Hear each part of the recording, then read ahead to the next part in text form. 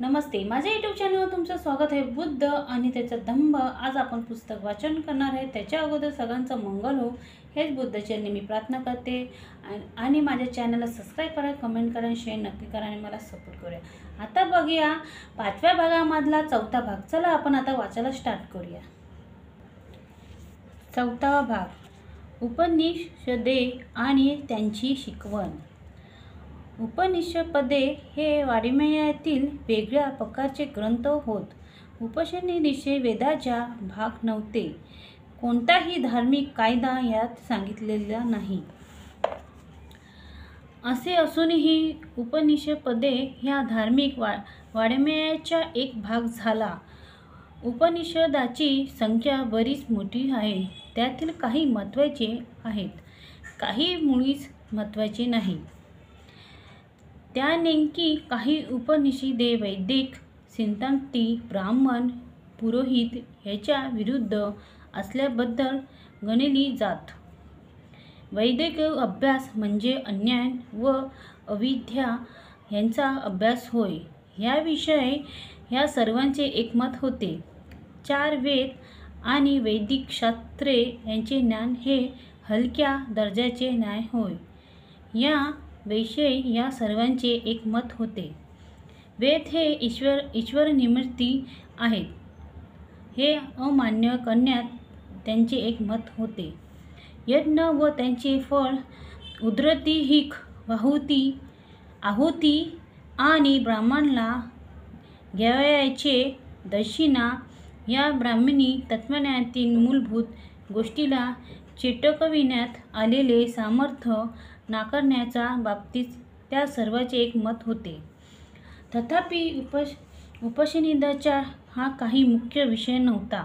त्यांनी केलेली चर्चा ब्रह्म व आत्मा ह्याच्यावर केंद्रित झाली आहे।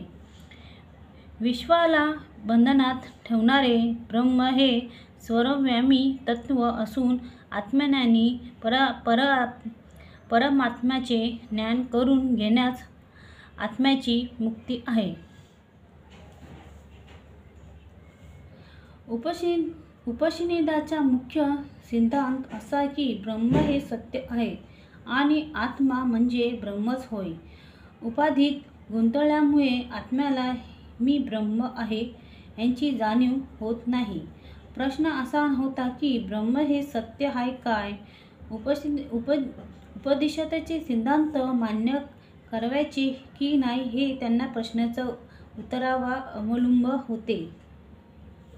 ब्रह्म हे सत्य आहे हे सिद्ध करणारा कोणताही पुरावा बुद्धाला मिळाला नाही, म्हणून उपनिषदाचे म्हणणे त्यांनी अमान्य केले।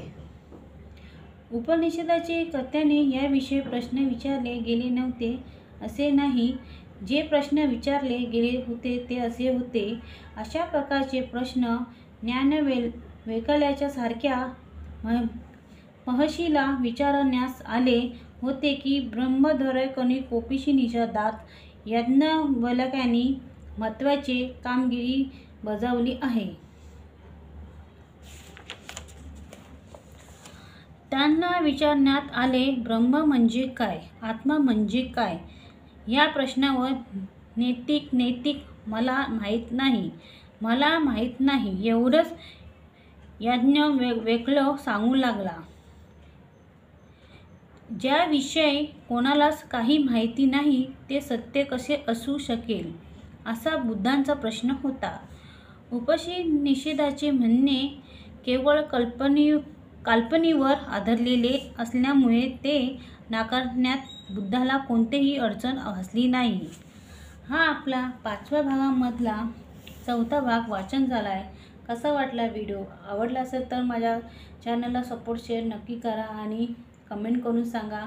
लवकरच भेटूया दुसऱ्या व्हिडिओमध्ये। साधू साधू साधू।